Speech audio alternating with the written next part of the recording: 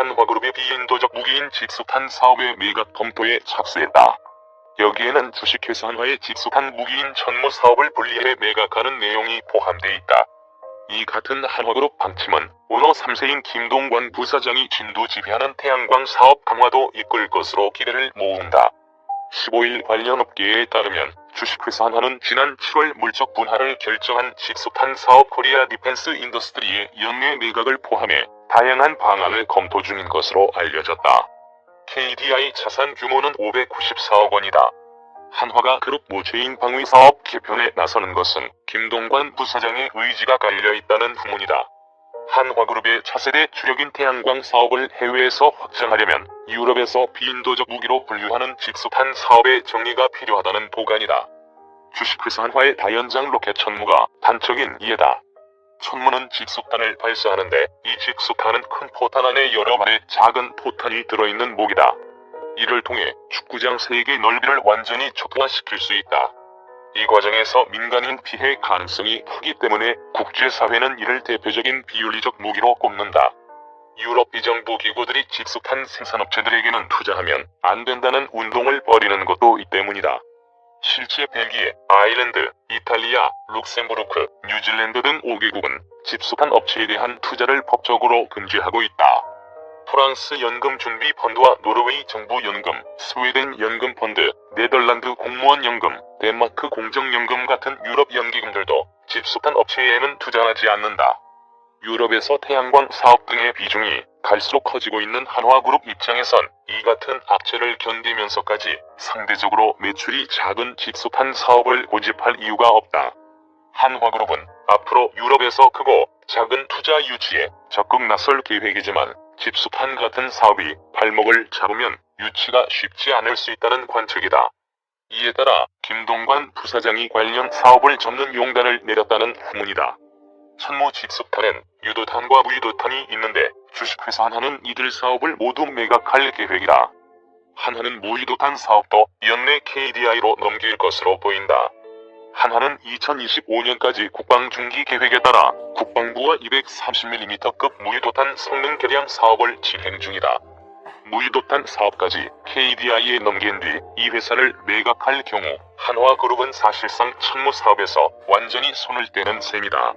한화그룹은 현재 이 같은 직수탄 사업을 분할하기 위해 국방부 등과 협의를 벌이는 것으로 알려졌다. 아직 구체적인 매각 대상이나 매각 금액은 확정되지 않았지만 해당 사업을 매각한다는 한화그룹 입장은 실현 가능성이 높다. 관련 업계에선 방위산업 특성상 매각을 한다면 탄약 사업을 하는 풍산이 KDI의 유력한 인수 협상자가 될 것으로 본다. 한 업계 관계자는 국내에서 직수탄을 생산하는 기업은 한화와 풍산 단 2곳뿐인데 풍산은 방산 사업 외의 다른 사업 비중이 낮아 글로벌 투자 규제에서 상대적으로 자유롭다며 한화가 직수탄 사업을 매각하기로 한다면 풍산이 우선적으로 관심을 보일 것이라고 밝혔다. 한편 한화그룹 관계자는 지금은 신설법인의 분할 절차와 인허가 획득에 주력하는 것이 최우선이다며 앞으로 주식회사 한화와 신설법인의 원활한 경영을 위해 추가 조치가 필요하다면 다양한 방안을 검토해 나갈 것이라고 밝혔다. 한국화약이 전신인 주식회사 한화는 1974년 정부의 자주 국방정책에 따라 방위산업체로 지정된 이후 완성탄 전문 제조업체로 성장했다. 현재는 유도 무기와 항공 우주, 방산전자, 첨단 재계 등으로 사업 영역을 확대했다. 모태 사업에서 파생된 분산탄 사업이 전체 매출에서 차지하는 비중은 1%대로 미미한 수준이다. 하지만 분단국가, 동맹국 미국의 압박 등 여러가지 대내외적 이유로 사업을 유지 중이다. 글로벌 시장에서는 대살상 무기인 분산탄을 향해 따가운 눈초리를 보내고 있다. 특히 2000년대 후반부터 유럽권 국가가 주축이 돼 분산탄 제조사를 고립시려는 움직임이 시작됐다. 노르웨이 오슬로에서는 2007년 46개국이 모여 분산탄의 사용, 제조 등을 제재하는 오슬로 협약을 맺었다. 이에 대한 후속 조치로 노르웨이 정부 연기금은 주식회사 한화 등 분산탄 업체에 대한 투자를 법적으로 금지시켰다. 당시만 하더라도 한국 정부가 유일한 고객이던 주식회사 한화가 받는 타격은 거의 없었다. 또 분산탄 제조가 비윤리적 목적을 가지지 않고 우리 군의 자위적 권리를 위한 불가피한 선택이었다는 명분을 내세웠다.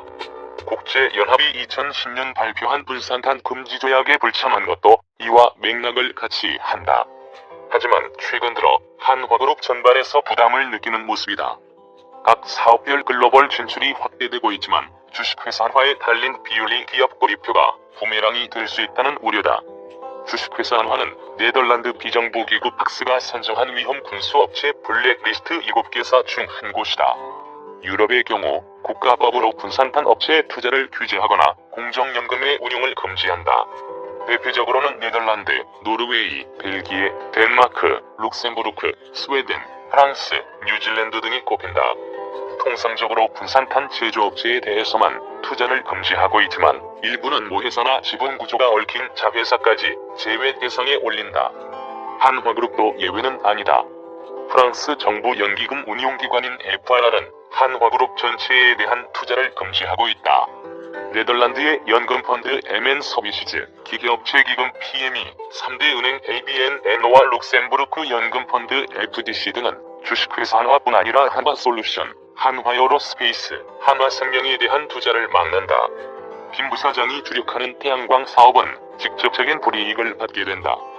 기존에는 주식회사 한화로 화약 원료를 납품하는 한화케미칼이 투자 제외 대상이었다면 올해 초 이루어진 합병 작업으로 한화솔루션 전체가 투자 금지 대상이 됐다. 유럽은 미국과 함께 태양광 선진 시장으로 꼽힌다. 유럽연합의 올 상반기 석탄 발전량은 32%가량 축소됐는데 이 축소분의 30%는 태양광 발전이 차지했다. 연기금 중심의 책임 투자가 보편화된 유럽 시장에서 한화솔루션이 긍정적인 투자를 이끌어내기 쉽지 않을 것이란 해석이다. 김 부사장은 분산탄 문제점을 일찌감치 인지한 것으로 알려졌다. 지난해 말 주식회사 한화와 한화솔루션 전략부문장으로 선임된 직후 ESG에 방점을 찍은 것도 이 때문이다. ESG는 환경과 사회, 지배구조를 의미한다. 김 부사장은 글로벌 투자자들이 ESG를 주요 투자 고려 요소로 삼고 있다는 점에 주목했다. 그동안 한화그룹이 분산탄 사업으로 사회적 책임을 외면한다는 지적을 받아온 만큼 사업 분할로 가치 제고와 이미지 쇄신 방안을 마련했다는 분석이다. 하지만 근본적인 해결책은 아니라는 게 대체적인 의견이다. 유럽 투자사들은 국제협약 이행 여부, 지속 가능성, 윤리성 등을 따져 투자 제외 회사를 선정한다. 한화가 KDI를 지배하는 구조가 유지되기 때문에 연좌제에 묶여 규제가 계속될 수밖에 없다. 과거 사례를 보더라도 한화그룹을 향한 비난이 지속될 여지는 충분하다. 한화시스템과 인공지능 무기 연구를 하던 한국과학기술원은 2018년 50명 이상의 외국 저명 AI 학자들로부터 보이콧을 당했다. 전쟁 범죄급 무기를 만드는 주식회사 한화의 손자회사와 공동 연구를 진행한다는 이유였다. 주식회사 한화가 KDI 최종 매각을 염두에 두고 있을 것이란 관측이 나오는 배경이다. 대신 첨단 무기 체계를 강화하고 해외 수출이 가능한 기술 개발로 수익성을 높일 것이란 추론도 가능하다. 다만 주식회사 한화 측은 섣부른 예측을 경계하고 있다. 회사 관계자는 아직 신설법인 설립 절차가 남아있어 매각을 추진하지 않고 있다고 선을 그었다.